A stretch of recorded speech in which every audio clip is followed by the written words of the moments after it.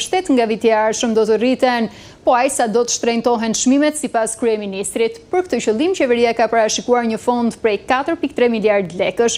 Kjo shumë është sa 0.2% e prodhimit brendshëm bruto.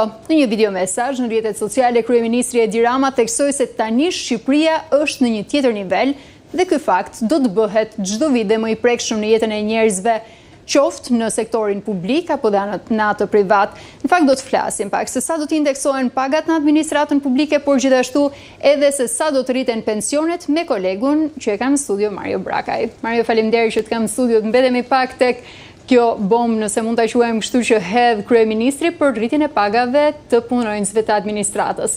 Sa do të jetë kjo rritje?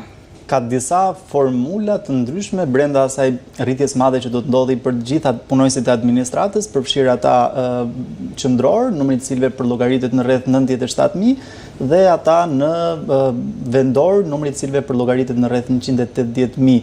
Do të përdoret i njëjti mekanizëm siç përdoret për pensionet, që ta bëjmë pak më të thjeshtë, siç ndodhi në 1 tetor të vitit 2025 kur pensionet u rritën me 2.5%, nga 1 janari vitit 2026 të gjitha pagat pa përjashtim të punonjësve që punojnë në shtet, nëse punojnë në drejtori, në ministri, në bashki e kudo tjetër, do të indeksohen me 2.5%.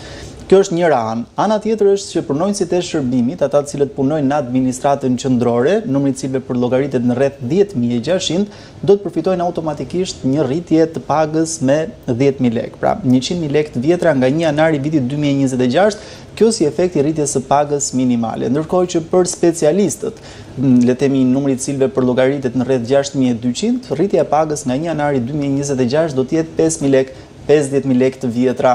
Na duhet që ta theksojmë edhe, le të themi, lek i ri, lek i vjetër. Në një gjuhë më të kuptueshme edhe për publikun, sigurisht. Ndërkohë që për mësuesit, për gjithë arsimtarët, përfshirë ata të ciklit ulët, ciklit 9-vjeçar të mesëm, do të jetë një rritje e cila shkon në 3.000 lekë në muaj, pra për vitin e parë. Sigurisht do duhet të ishte një kategori që do duhet kishte prioritet në këto momente më shumë se kurrë. Por në një rritje 3.000 lekë, do thosha që në një farë mënyre është një rritje e kënaqshme në raport, le të themi, me aftësitë që ne kemi për të rritur pagat me mundësitë në këtë mënyrë.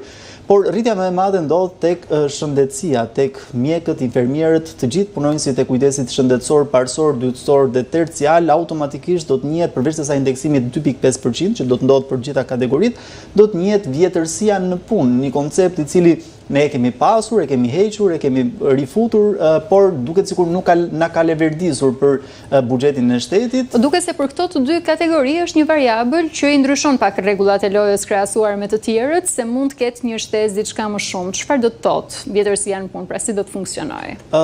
Për punonjësit e shëndetësisë dhe për policisë do të njihet vjetërsia në punë, nëse shohim grafikisht se si ndryshojnë pagat